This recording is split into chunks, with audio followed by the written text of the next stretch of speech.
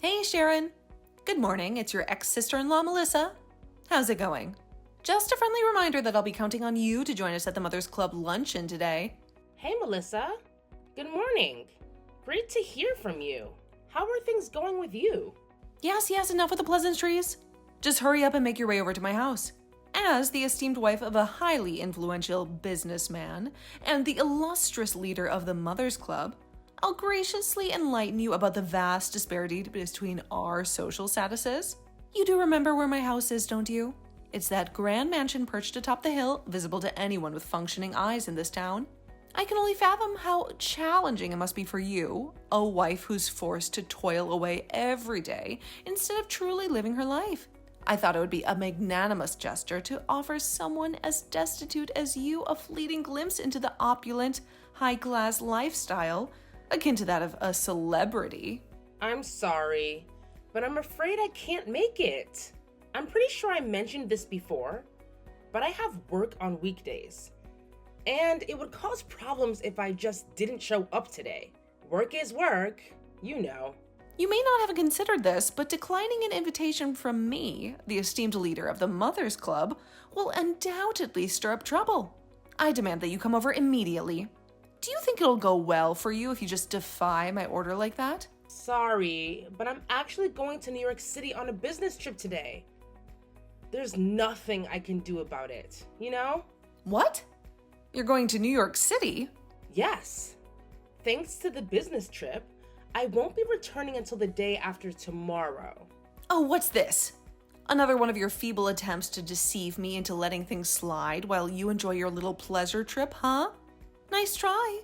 I can't believe that you could come up with such an absurd reason. I'm sorry, what? I told you already. This is a business trip. Oh, sure, you can say that. But let's not forget that New York City is also a fantastic place for sightseeing, as I'm sure you're well aware. It's amusing how you'd stoop so low as to use a flimsy business trip excuse just to indulge in a sightseeing tour and attempt to establish your supposed superiority. Pathetic, really. Claim superiority? What are you talking about? You've completely lost me.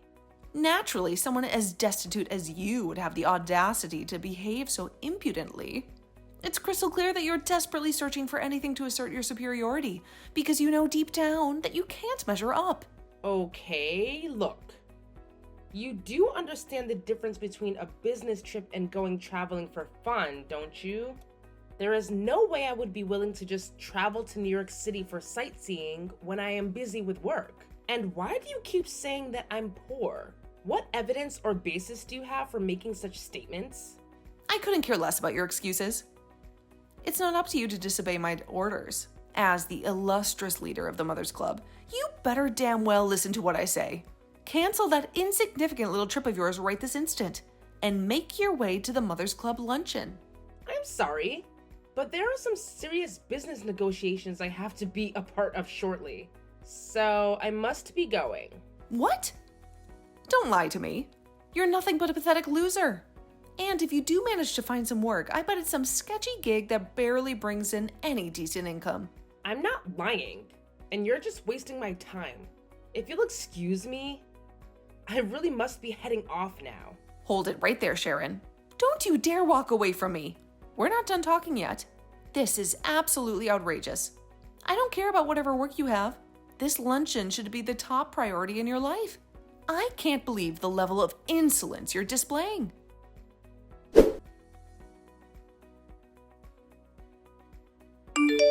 Hello, Sharon. I'm contacting you about the regular Mothers Club luncheons. You told me that weekdays were no good, correct? Well then, how does next Saturday sound? The weekend should prove to be no problem for you, I imagine. Saturday? Well, I'm busy with work in the morning, but the afternoon should be fine. I think I can put that in my schedule. Thank you for adjusting your plans. Oh my. It's rare to hear you being so polite. If only you could be this docile all the time. I mean, it's not like I miss going to every single one. And I'm sorry if that impression ever came across. Also, docile? Anyway, it sounds like my schedule will allow me to go this time. But unfortunately, I can't guarantee that I'll be there every time in the future. So let me get this straight. In a world where a 2-day weekend is the norm, you're actually working on a Saturday morning? Is that what you're telling me?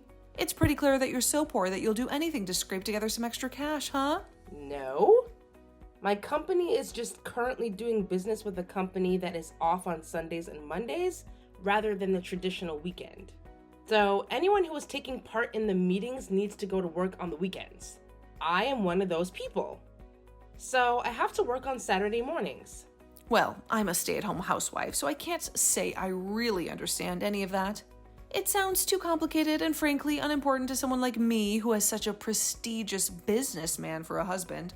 Speaking of him, your new husband is the head of sales department at that company, Synergy Innovations, right? Oh, so you were aware of that then? You're not that clueless after all, huh? Yes. Some time ago, my company was doing some business with Synergy Innovations, and I met him during one of our meetings. Oh, is that so? Oh. Right. Yes. I heard something about that recently. I think he mentioned seeing someone whose name matched one of the Mother's Club list. Well, if that's the case, then we can have a great talk about it at the next luncheon. Won't that just be fantastic? Yes, sure. I'm looking forward to it. Thank you very much for the kind invitation.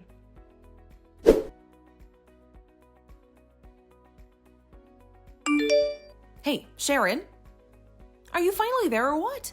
I bet you're already on your way, trying to make up for being fashionably late as usual. Don't keep everyone waiting, though. I'm sure they're used to your tardiness by now.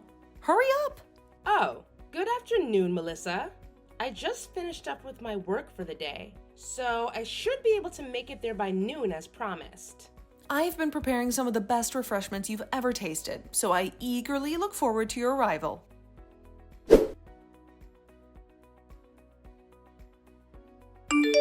Oh, Sharon, let's talk about today, shall we? You stormed off in a huff just because a little tea got spilled on you? Seriously, why are you so touchy? It's not like the tea was scalding hot and would have actually burned you or anything. Geez, lighten up, drama queen. It doesn't matter if it was hot or cold. Throwing a drink in someone's face is wrong no matter how you look at it. Don't you realize that? Oh my. Look who's got a little temper tantrum going on. Seems like you've got a real short fuse, huh? Just so you know, all that stress isn't doing any favors for your health or your complexion. Maybe you should try exercising some self-control and not let your emotions run wild. It wouldn't hurt for you to be more reasonable, you know. The woman who splashed tea in my face at a public gathering is telling me to be reasonable? That's a laugh. Oh, look at you playing the victim card. It's no surprise that your snide and condescending attitude rubs everyone the wrong way. But hey, I guess you're just used to being disliked, aren't you? It's not exactly a mystery why people can't stand you. When did anyone ever mention something like that? Well, if you bothered to show up at the luncheons more often, maybe you'd have a clue. But I understand you're too busy being poor and having no real opportunities in life. Trust me, I totally get it. However, that still doesn't excuse your pathetic behavior earlier. I can see why you're so angry, though. Clearly, you're just seething with jealousy over how successful my husband is. I mean, yeah, he's absolutely outstanding. It must eat you up inside. Yeah, he probably is. But when he mentioned how he just recently managed to close some business with another big company, you just had the scariest look on your face. You're lucky I was the one looking at you at the time because anyone else would have caused a scene. I thought that since you were someone who seemed to have to go out on lots of business trips, I thought you would be well aware of all the work that my husband's business would involve, as you have to deal with it so often. And yet, after hearing about how successful he was, your expression was completely giving away how frustrated you were. I hope you know. It's not good for you to be so jealous of my husband. He's just a truly spectacular businessman with some strong business connections. That's all. Oh, is that so? That's the impression you got? So you're saying I looked jealous? Oh, absolutely. It's crystal clear that you're the type of person who wears her emotions on her sleeve. Your thoughts were written all over your face. So obvious. I purposely splashed that tea on you to try to cool you down because you were getting so heated. What with that jealous expression and your clenched fists? People like you just drive me up the wall. don't blame me. Anyone in my position would have felt compelled to do the same thing. It's only natural. Ignoring your attempts to justify the unjustifiable, I just want to confirm something with you here. Your husband was saying that he was the one who closed that deal, right? Yes. Yes, he was. He closed the deal with one of the biggest companies in the industry, Celestia Corp. That sounds strange to me. When I think about the days when Synergy Innovations representatives came to our company for negotiations, the only people who came were young women. Huh? Your company? Sharon, are you saying that you're an employee of Celestia Corp? Yes, actually. Anyway, I heard something at the luncheon that didn't sit right with me. So I'm planning to talk to some of our staff at the start of next week. Huh? What's this all of a sudden? Are you going to be trying to look into my husband's business or something? Well, depending on how things pan out with the investigation, the business contracts between Synergy Innovations and Celestia Corp might end up having to be terminated. What? Well, it may come to pass that we'll have to speak directly to your husband, or at least to some other Synergy Innovation staff. I can't say one way or the other what the conclusion could end up being, though. It could be fine, but it could also become quite a problem. Hold on, Sharon. What are you talking about? Explain everything to me. I'm sorry, but you'll have to excuse me as I must be going.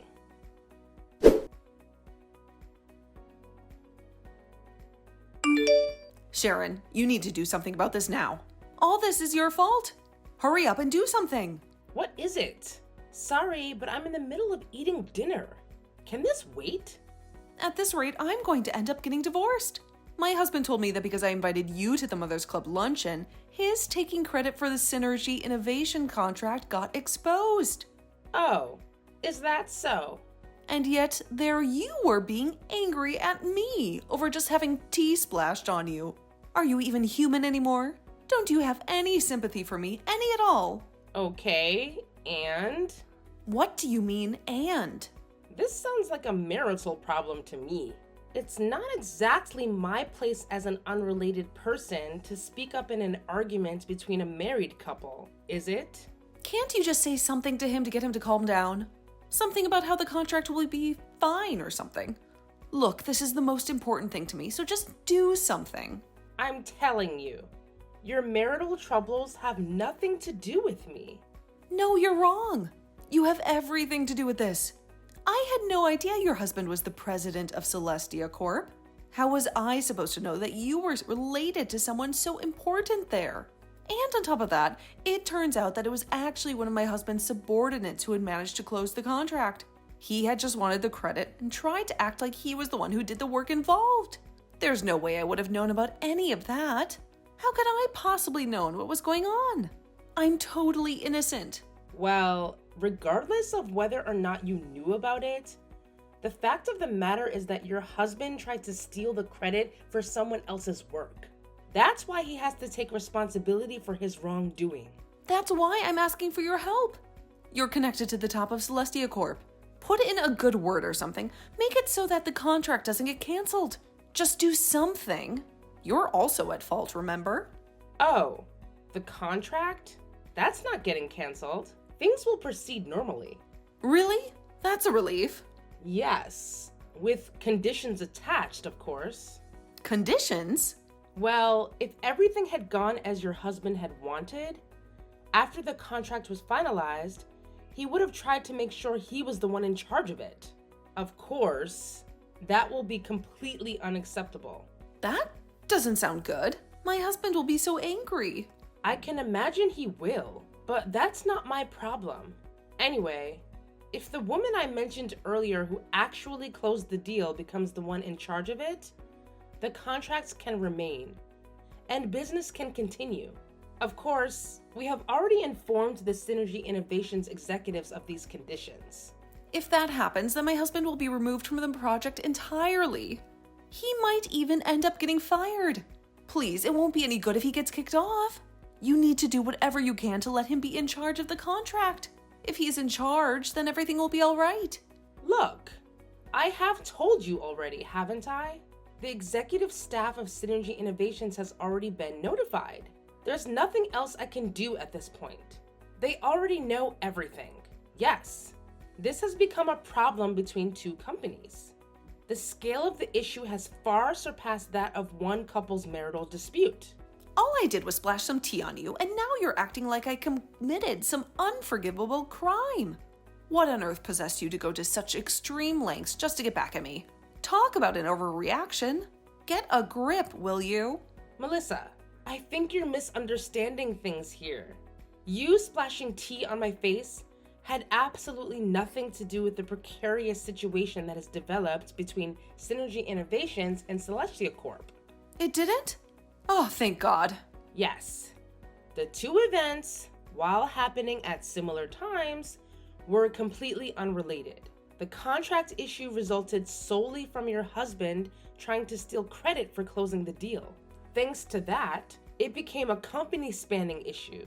As for you splashing tea on me, that was solely a private issue between you and me. I'll say it again. Those two events had nothing to do with each other. You splashing tea on me wasn't what caused the marital problems you are having now. I had no intention of trying to connect those two events together, nor do I now. Please keep that in mind, and don't get it mixed up anymore, okay?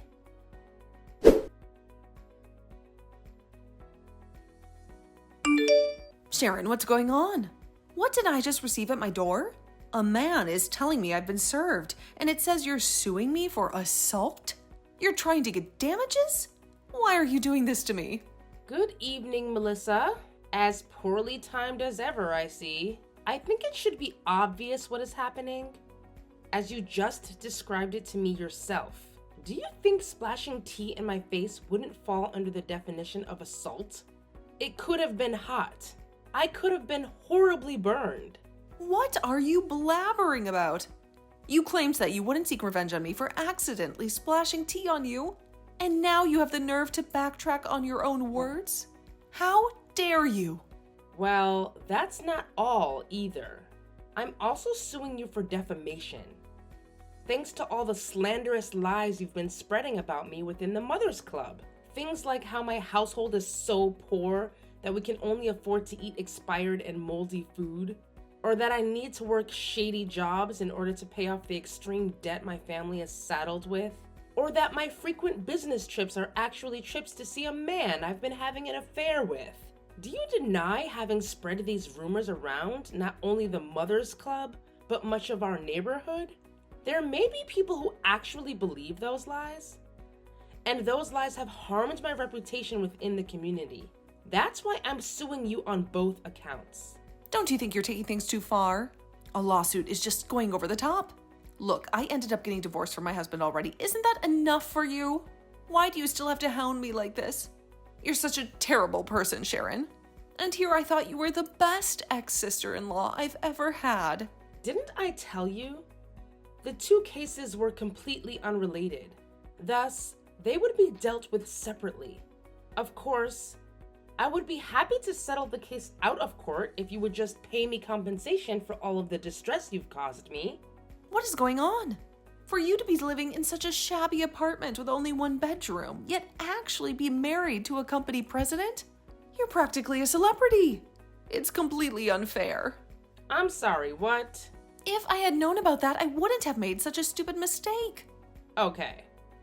Putting aside how you sound like you think it would have been fine for you to treat me poorly if I actually were poor, that apartment you're talking about is just a place I'm renting to do remote work. Do you realize that? That is just some place you do remote work at? That's impossible. Well, our company started allowing employees to primarily work remotely around 2 years ago. But I'm not really the kind of person who can get work done at home. So I rented out a different place so I could focus properly. It's also close to my son's elementary school, so it's pretty convenient for taking him to and from school too.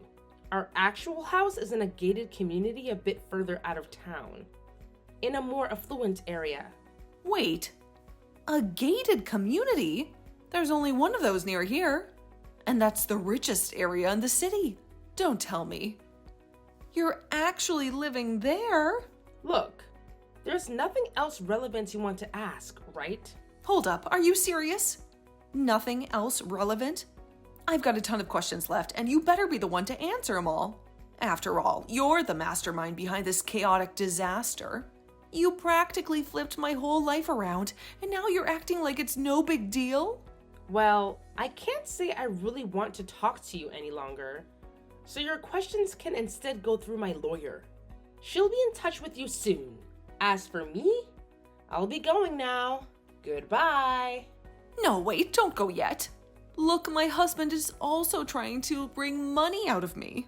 I'm begging you. Please don't push forward with this. I've suffered enough. Please just let it go. Please talk to me, Sharon.